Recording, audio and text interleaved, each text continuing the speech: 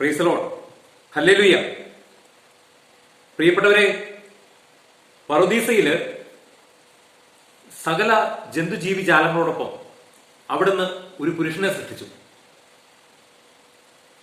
അവന് ഇണയായിട്ട്, അവന് തുണയായിട്ട് ഒരു സ്ത്രീയെ സൃഷ്ടിച്ചത് മുതലാണ് ഈ പറുദീസ ഈ ലോകത്തുനിന്ന് അപ്രത്യക്ഷമാകാൻ ഇടവന്ന പ്രശ്നങ്ങളുടെ ആരംഭം. ദുർബല മനസ്സിന്റെ ഉടമയായ സ്ത്രീയെ സാത്താൻ വളരെ വേഗം അവന്റെ തന്ത്രത്തിൽപ്പെടുത്തി ദൈവത്തിന്റെ സന്നിധിയിൽ അനുസരണക്കേട് കാണിക്കാനായിട്ട്, ദൈവത്തോട് ധിക്കാരം കാണിക്കാനായിട്ട്, ദൈവത്തെ ധിക്കരിക്കാനായിട്ട് അവൻ അവളെ പ്രേരിപ്പിച്ചു. അവളുടെ പ്രേരണയാൽ അവളുടെ ഭർത്താവും ദൈവത്തിന്റെ സന്നിധിയിൽ പാപം ചെയ്ത് രണ്ടുപേരും ആ ദൈവത്തിന്റെ ആ കൃപയിൽ നിന്ന് അകറ്റപ്പെട്ടു. പ്രിയപ്പെട്ടവരെ, ബൈബിളിന്റെ ചരിത്രത്തിൽ പ്രധാനമായിട്ടും എടുത്തു പറയുന്ന രണ്ട് സ്ത്രീകളാണ്. ഒന്ന് ഹവ്വ, രണ്ടാമത് പരിശുദ്ധ മാതാവ് മറിയം. അനുസരണക്കേട് മൂലം ഹവ്വ ലോകത്തിലേക്ക് പാപത്തെ പ്രസവിച്ചപ്പോൾ, അനുസരണ മൂലം പരിശുദ്ധ മറിയം ലോകത്തിലേക്ക് ജീവനെ പ്രസവിച്ചു. അനുസരണക്കേട് മൂലം ഹവ്വ ലോകത്തിലേക്ക് പാപത്തെ പ്രസവിച്ചപ്പോൾ, അനുസരണം മൂലം പരിശുദ്ധ മറിയം ദൈവപുത്രനെ ലോകത്തിലേക്ക് പ്രസവിച്ചു. അവൻ മൂലം പാപത്തിലൂടെയുള്ള മനുഷ്യന്റെ മരണത്തിന് വിലങ്ങ് വീണു. പ്രിയപ്പെട്ടവരെ, ഇന്ന് നമ്മുടെയൊക്കെ കുടുംബങ്ങളിലേക്ക് നോക്കുമ്പോൾ, പ്രത്യേകിച്ച് പണ്ടൊക്കെ, ഇന്നും ഇല്ലായികയില്ല, മക്കള് തങ്ങളുടെ ആവശ്യങ്ങൾ പോയിട്ട് ആദ്യം പങ്കുവെക്കുന്നത്, ആദ്യം ചർച്ച ചെയ്യുന്നത്, ഷെയർ ചെയ്യുന്നത് അവരുടെ അമ്മയോടാണ്. അവരുടെ അമ്മയുമായിട്ട് സംസാരിച്ച് കാര്യത്തിനൊരു തീരുമാനമാക്കിയതിന് ശേഷമാണ് അമ്മയാണ് അപ്പന്റെ അടുത്ത് ഇന്ന് ഇത് അവതരിപ്പിക്കുന്നത്. ഇന്നാണെങ്കിലും ഒട്ടുമിക്ക കുടുംബങ്ങളിലൊക്കെ സംഭവിക്കുന്ന കാര്യങ്ങൾ ഇതൊക്കെയാണ്. ചെറിയ കാര്യങ്ങളൊക്കെ ആണെങ്കിൽ നേരിട്ട് അപ്പന്റെ അടുത്ത് പോയിട്ട് മക്കൾ ആവശ്യപ്പെടും, പറയും.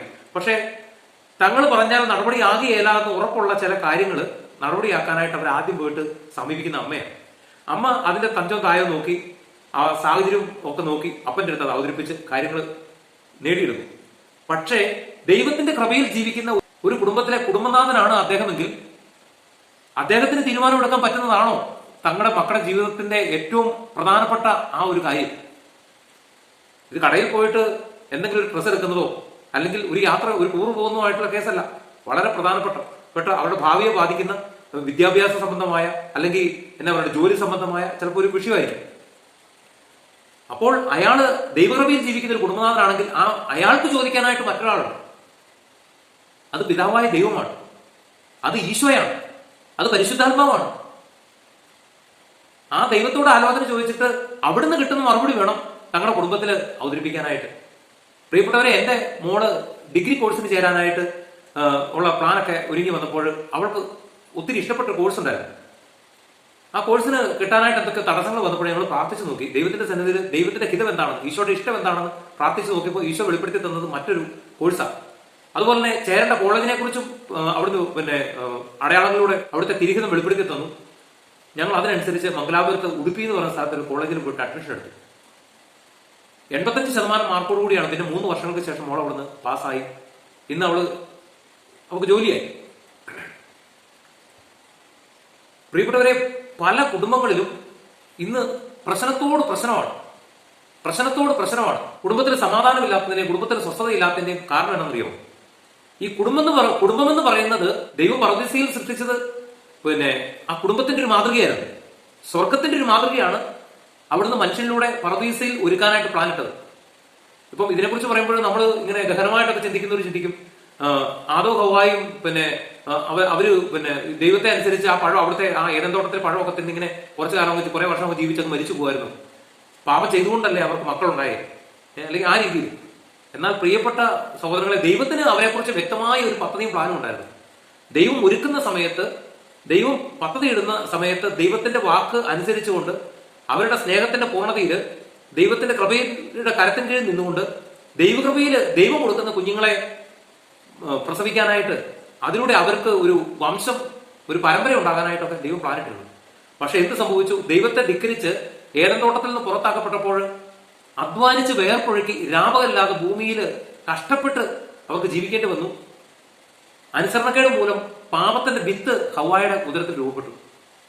കായൻ. നമുക്കറിയാം പിന്നീട് അവർ അനുദപിച്ചതും തങ്ങൾക്ക് പറ്റിയ തെറ്റ് അവർ തിരിച്ചറിഞ്ഞ് ദൈവസന്നിധിയിൽ അവർ മാപ്പ് ചോദിച്ച് ദൈവത്തോട് മാനസികമായിട്ട് പൊരുത്തപ്പെട്ടപ്പോൾ ദൈവമല്ല തെറ്റുകാരൻ, തങ്ങളാണ് തെറ്റുകാരെന്ന് മനസ്സിലാക്കി ദൈവസന്നിധിയിൽ മാപ്പ് പറഞ്ഞപ്പോൾ അതിനുശേഷം അവർക്കുണ്ടായ ഒരു കുഞ്ഞ് ആബേല, വിശുദ്ധനായ ഒരു മകൻ. പക്ഷെ എന്ത് സംഭവിച്ചു? അവിടെ ഈ ആബേലിന്റെ മുകളിൽ തല ഉയർത്തി നിന്നിരുന്ന ഒരു തിന്മയായിരുന്നു കായൻ. കായന് ആബേലിനോടുള്ള വെറുപ്പും വിദ്വേഷവും മനസ്സിൽ ഇങ്ങനെ വർദ്ധിച്ചു. ഇന്ന് നമ്മൾ സോഷ്യൽ മീഡിയ ഒക്കെ മിക്കവാറും ദിവസങ്ങളിൽ എടുത്തു നോക്കിക്കഴിഞ്ഞു കഴിഞ്ഞാൽ കെട്ടിച്ചുവിട്ട കുടുംബങ്ങളിൽ നിന്ന് പെൺകുട്ടികൾ ആത്മഹത്യ ചെയ്ത വാർത്തകൾ, അല്ലെങ്കിൽ ഭർത്താവിനാൽ കൊല്ലപ്പെട്ട വാർത്തകൾ, ഭർത്താവിന്റെ കുടുംബക്കാരും ഒക്കെ കൂടി ചേർന്ന് കൊല ചെയ്യപ്പെട്ട വാർത്തകളും ഒക്കെയാണ്. അല്ലെങ്കിൽ പുഴയെ ചാടി, അല്ലെങ്കിൽ തീ കുളിക്കി മരിച്ചു, വിഷം കുടിച്ചു, കെട്ടിത്തൂങ്ങിച്ചു, ഇങ്ങനെയുള്ള വാർത്തകളാണ് ഇന്ന് നിരന്തരം കാണുന്നത്. ഈ കുടുംബത്തിന്റെ ഒരു ചട്ടക്കൂടെന്ന് പറയുന്നത്, അതിന്റെ ആ അടിത്തറയെന്ന് പറയുന്നത് അനുസരണം. ഇന്നിപ്പോ മിക്കവാറും കുടുംബങ്ങളിലുള്ള പ്രശ്നത്തിന്റെ അടിസ്ഥാനം എന്താണെന്നറിയോ?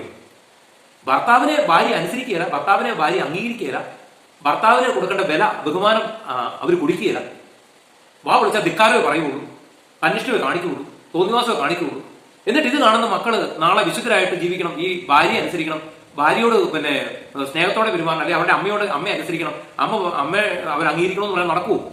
ഇവരെന്താണോ ഈ മക്കൾക്ക് കാണിച്ചു കൊടുത്തിരിക്കുന്നത്, ഭർത്താവിന് ഇന്ന് പൊട്ടനായിക്കോട്ടെ, സൗന്ദര്യമില്ലാത്തവനായിക്കോട്ടെ, കഴിവില്ലാത്തവനായിക്കോട്ടെ, എന്തു ആയിക്കോട്ടെ, ദൈവത്തിന്റെ സന്നിധിയിൽ നിന്റെ കഴുത്തിൽ താലി കിട്ടിയ ഒരു വ്യക്തിയാണ് നീ അയാളെങ്കിൽ അയാൾ എന്ത് കുറവുണ്ടെങ്കിലും അത് ആത്മസംയമനത്തോടെ ക്ഷമയോടെ അയാളെ സ്നേഹിക്കാനും അംഗീകരിക്കാനും അയാളുടെ കുറവുകളെ ലോകത്തിന് മുമ്പിൽ വിളിച്ചു പറഞ്ഞ് നടക്കുന്നതിന് പകരം അയാളെ സ്നേഹത്തോടെ ചേർത്ത് നിർത്തുകയാണെങ്കിൽ, ചേർത്ത് പിടിക്കുകയാണെങ്കിൽ, ശരിക്കും പറഞ്ഞാൽ ജ്ഞാനമുള്ള ഒരു സ്ത്രീ ചെയ്യേണ്ടത് അതാണ്. ഇപ്പം പ്രഭാഷകന്റെ പുസ്തകം 26-ാം അധ്യായം 1 മുതലുള്ള വാക്യങ്ങളിൽ തിരുവചനം ഇങ്ങനെ പറയുകയാണ്: ഉത്തമയായ ഭാര്യയുള്ളവൻ ഭാഗ്യവാൻ, അവന്റെ ആയുസ് ഇരട്ടിക്കും. വിശ്വസ്തയായ ഭാര്യ ഭർത്താവിനെ സന്തോഷിപ്പിക്കുന്നു, അവൻ സമാധാനത്തോടെ ആയുസ് തീർക്കും. ഉത്തമയായ ഭാര്യ മഹത്തായ അനുഗ്രഹമാണ്, കർത്താവിനെ ഭയപ്പെടുന്നവർക്ക് ലഭിക്കുന്ന ദാനത്തിൽ ഒന്നാണ് അവൾ. ഇനിയും താഴേക്കുണ്ട്, നിങ്ങൾക്ക് പറ്റുമെങ്കിൽ നിങ്ങളുടെ തിരുവചനം പ്രഭാഷകന്റെ പുസ്തകം 26-ന്റെ 1 മുതൽ വാക്യങ്ങളൊന്ന് തുറന്നു വായിക്കുക. പ്രിയപ്പെട്ടവരെ, ഒരു പുരുഷനെ സംബന്ധിച്ചിടത്തോളം അവന് 1 കോടി രൂപ ലോട്ടറി അടിക്കുന്നതോ, കാനഡയിലോ പിന്നെ UK-യിലോ ഓസ്ട്രേലിയയിലൊക്കെ 5 ലക്ഷം രൂപ മാസ ശമ്പളത്തിൽ ജോലി കിട്ടുന്നതൊന്നും അല്ല ഭാഗ്യം. യഥാർത്ഥ ഭാഗ്യം എന്ന് പറയുന്നത് ഉത്തമയായ നല്ല വിശുദ്ധയായ ഒരു ഭാര്യയെ, ഒരു ജീവിത പങ്കാളിയെ കിട്ടുക എന്നുള്ളതാണ് ഒരു പുരുഷനെ സംബന്ധിച്ച് ഭാഗ്യം. പണ്ട് വിവരം ബോധമുള്ള കാരണവന്മാർ പറയുന്ന ഒരു കാര്യമുണ്ട്: 60 തൊഴിലാളികളുള്ള ഒരു കമ്പനി മാനേജ് ചെയ്യാൻ പ്രയാസമില്ല, ഒരു ഭാര്യയുള്ള ഒരു കുടുംബം മാനേജ് ചെയ്യാനായിട്ട് ഭയങ്കര പ്രയാസമാണ്. ഇവിടെ അനുസരണക്കേട് കാണിക്കുന്ന ഒരു ഹവ്വായ്ക്ക് പകരം അനുസരണത്തോടുകൂടി ദൈവസന്നിധിയിലും തന്റെ ഭർത്താവിന് മുമ്പിലും ലോകത്തിന് മുമ്പിലും സഭയുടെ മുമ്പിലും ഒക്കെ വിശുദ്ധയായിട്ട് ജീവിക്കുന്ന ഒരു പരിശുദ്ധ അമ്മയാണ് ഇന്ന് ലോകത്തുള്ള ഓരോ സ്ത്രീകളും മാതൃകയാക്കേണ്ടത്. നമ്മളിപ്പോ സിനിമാ നടികളെയോ അല്ലെങ്കിൽ രാഷ്ട്രീയ പ്രവർത്തനത്തിലുള്ളവരെയോ മറ്റു പലരെയും കാണുന്നുണ്ടാവും. എന്നാൽ നമ്മൾ മാതൃകയാക്കേണ്ട ഒരു സ്ത്രീത്വം എന്ന് പറയുന്നത് അത് പരിശുദ്ധ അമ്മയായിരിക്കണം. അങ്ങനെ ഉണ്ടെങ്കിൽ മാത്രമേ ദൈവത്തിന് തുല്യമായ, ദൈവപുത്രന് തുല്യരായ വിശുദ്ധരായ കുഞ്ഞുങ്ങൾ ജനിക്കുകയുള്ളൂ. ഒരു കുഞ്ഞുങ്ങൾ ഈ ലോകത്തിന് സ്വത്തായിട്ട് ലഭിക്കുകയുള്ളൂ. അവരെ കൊണ്ട് ഈ ലോകത്തിന് അനുഗ്രഹം ഉണ്ടാവുള്ളൂ. എന്റെ നാട്ടില് ഒരു വ്യക്തി ഉണ്ടായിരുന്നു, മുഴുക്കുടിയനായ ഒരു മനുഷ്യൻ. അയാള് കല്യാണം കഴിച്ചു, അയാളുടെ ഭാര്യയുടെ സ്വർണ്ണമെല്ലാം അയാൾ മേടിച്ച് കൊണ്ടുപോയി വിൽക്കും, പണയം വെക്കും, ഒക്കെ ആയിട്ട് കുടിക്കും. അവസാനം ഇവൻ അവളുടെ നേരെ കൈ നീട്ടി ചോദിച്ചത് അവളുടെ കയ്യിൽ അവശേഷിച്ചൊരു വളയാണ്. ഒന്നും വേണ്ടിയില്ല, നിറകണ്ണുകളോടെ അവൾ അവസാനം കിടന്ന വളയം കൂടി അവന്റെ കയ്യിലേക്ക് ഊരി കൊടുത്തു. ആ മേടിക്കുന്ന സമയത്ത് അവൻ അവളുടെ കണ്ണുകളിലേക്കൊന്ന് നോക്കി. ഒരു പരാതിയും പറഞ്ഞില്ല, ഒരു പരിവും പറഞ്ഞില്ല, ഒച്ചപ്പാടുണ്ടാക്കിയില്ല, വീട്ടിലെ കലവപാത്രം ഗ്ലാസ്സിൽ ഓർത്ത് എറിഞ്ഞ് ഉടച്ചില്ല, വീട്ടിൽ നിന്ന് ഇറങ്ങി പോയില്ല. ആ സ്വർണ്ണവള ഊരി മേടിച്ച ആ മനുഷ്യൻ അന്ന് കുടി നിർത്തി, അന്ന് മദ്യപാനം നിർത്തി. പ്രിയ സഹോദരിമാരെ, ഇവിടെ പുരുഷാധിപത്യത്തെ കുറിച്ചൊന്നും അല്ല ഞാൻ പറയുന്നത് കേട്ടോ, അങ്ങനെ ഒന്നും തെറ്റിദ്ധരിച്ചേക്കരുത്. പുരുഷാധിപത്യത്തെ കുറിച്ചൊന്നും അല്ല പറയുന്നത്. ഇന്ന് 4 മക്കളും അവരെ പ്രസവിച്ച എന്റെ ജീവിത പങ്കാളി ഉൾപ്പെടുന്ന ഞങ്ങളുടെ ഭവനത്തിലാണ് ഞാനിപ്പോൾ ജീവിക്കുന്നത്. ഇവിടെ ഇരുന്നോണ്ടാണ് ഞാനിത് പറയുന്നത്. ഭർത്താവിനെ പച്ചയ്ക്ക് തെറി പറയുന്ന സ്ത്രീകളെയൊക്കെ ഞാൻ കണ്ടിട്ടുണ്ട്, എനിക്കറിയാം. നാട്ടുകാരുടെ മുമ്പിലും കുടുംബത്തിന്റെ മുമ്പിലും ഒക്കെ നാണം കെടുത്ത് തോൽപ്പിക്കുന്നവരെ എനിക്കറിയാം. നിങ്ങളുടെ കുടുംബം സ്വർഗതുല്യമാകണമെങ്കിൽ ആദ്യം സ്വർഗം വന്ന് നിറയേണ്ടത്, സ്വർഗത്തിന്റെ പാപങ്ങൾ, സ്വർഗത്തിന്റെ കൃപകൾ സ്വീകരിക്കപ്പെടേണ്ടതും നിറയപ്പെടേണ്ടതും നിങ്ങൾ കുടുംബത്തിലിരിക്കുന്ന സ്ത്രീകളാണ്. വിവേകത്തോടുകൂടി ആത്മസംയമനത്തോടുകൂടിയും എപ്പോഴും പരാതിപ്പെടാതെ, എപ്പോഴും പ്രശ്നങ്ങൾ ഉണ്ടാക്കാതെ. ഇന്ന് ഞാൻ നേരത്തെ പറഞ്ഞ ഒരു പോയിന്റിലേക്ക് തിരിച്ചു വരിക. ഇന്ന് പല കുടുംബങ്ങളിലും പ്രശ്നങ്ങൾ വഷളായി സ്ത്രീകള് വിവാഹം കഴിച്ച് കടന്നു വന്ന ആ പെൺകുട്ടികൾ അവർക്കുണ്ടായ കുഞ്ഞുങ്ങളെ ഒക്കെ അടക്കമെടുത്ത് കെട്ടിച്ചാടുകയും ആത്മഹത്യയൊക്കെ ചെയ്യുന്നതിന്റെ തുടക്കം എന്ന് പറയുന്നത് ഇവരുടെ അനുസരണക്കേടാണ്. ഒന്നാമത്തെ വിധേയത്വമില്ലായ്മ, ഭർത്താവിനെ അംഗീകരിക്കാത്തത്, ഭർത്താവിനെ ഇറിറ്റേറ്റ് ചെയ്യുന്ന വിധത്തിൽ അവരുടെ ഹൃദയത്തില് വിദ്വേഷത്തിന്റെ മുള്ളുകൾ, അതായത് വിദ്വേഷം എന്ന് പറയുമ്പോൾ നിങ്ങൾ ആ വിദ്വേഷത്തിന്റെ ആ നടുക്കത്തെ അങ്ങ് മാറ്റി നോക്ക്, ആ അങ്ങ് മാറ്റി നോക്ക്, പിന്നെ അത് വിഷമാണ്. നിങ്ങൾ അവരെ പരസ്യമായിട്ട് മറ്റുള്ളവരുടെ മുമ്പിൽ ഇൻസൾട്ട് ചെയ്യുമ്പോൾ, കുറ്റപ്പെടുത്തുമ്പോൾ, വിമർശിക്കുമ്പോൾ, കളിയാക്കുമ്പോൾ ഒക്കെ, അതുപോലെ അവരെ അംഗീകരിക്കേണ്ട വിധത്തിൽ അംഗീകരിക്കാതിരിക്കുമ്പോൾ നിങ്ങളോടുള്ള വെറുപ്പ് അവരുടെ ഹൃദയത്തിൽ നിറയുകയാണ്. ഞാൻ മുമ്പ് പറഞ്ഞിരിക്കുന്ന ഒരു കാര്യം ഒരിക്കൽ കൂടി പറയുക, സ്നേഹം കൊണ്ട് പരിഹരിക്കാൻ പറ്റാത്ത ഒരു പ്രശ്നവുമില്ല ഒരു കുടുംബങ്ങളിൽ. നേരത്തെ ഞാൻ നിങ്ങളോടൊരു കാര്യം പറഞ്ഞു, മക്കൾ വന്ന് അമ്മയോട് പറഞ്ഞു, അമ്മ വന്ന് അപ്പനോട് പറഞ്ഞു. അവിടെയും അപ്പന്റെ തീരുമാനമല്ല അന്തിമം, അവിടെ നിങ്ങളുടെ മധ്യത്തിൽ നിങ്ങളെ ചേർത്ത് നിർത്തുന്ന ഒരു പശപ്പുണ്ട്. ഇപ്പൊ നമ്മുടെ ഈ വീടിനെ നോക്കുക, ഒരു വീടെടുത്ത് നോക്കുക, എന്ത് മനോഹരമാണ്, വാർത്ത് തേച്ച് പിന്നെ ഭംഗിയാക്കി പെയിന്റ് അടിച്ച വളരെ മനോഹരമായ ഭവനം. നമ്മുടെ തന്നെ വീട്ടിലേക്ക് നോക്കുക. പക്ഷെ ആ പെയിന്റ് അടിച്ച ആ ഭിത്തിയുടെ തേച്ച് മറയ്ക്കപ്പെട്ടതിന്റെ ഉള്ളിലായിട്ട് ഇങ്ങനെ പരസ്പരം അങ്ങോട്ടും ഇങ്ങോട്ടും ലോക്ക് ചെയ്ത് ചേർത്ത് നിർത്തിയിരിക്കുന്ന കട്ടകളുണ്ട്. ഈ കട്ടകളൊക്കെ ലോക്ക് ചെയ്യുന്നതിന് പകരം ഒന്നിനു മേലെ ഒന്നായിട്ട് വെച്ചിരുന്നു കഴിഞ്ഞാൽ ആ ഭിത്തിക്ക് ബലം കിട്ടത്തില്ല. അത് ഏത് സമയം ഇടിഞ്ഞു വീഴുന്ന ഒരു ചെറിയൊരു ക്ഷതം ഉണ്ടായി കഴിഞ്ഞാൽ ഇടിഞ്ഞു വീഴുന്ന ഒന്നായി മാറും. എന്നാൽ ഇവയെല്ലാം പരസ്പരം ലോക്ക് ചെയ്താ കിട്ടിയിരിക്കുന്നത്. അതിനെ ലോക്ക് ചെയ്യുമ്പോൾ അതിനെ ചേർത്ത് നിർത്തുന്ന വേറൊരു സത്യമുണ്ട്, വേറൊരു പരമാർത്ഥമുണ്ട്. എന്താണ്?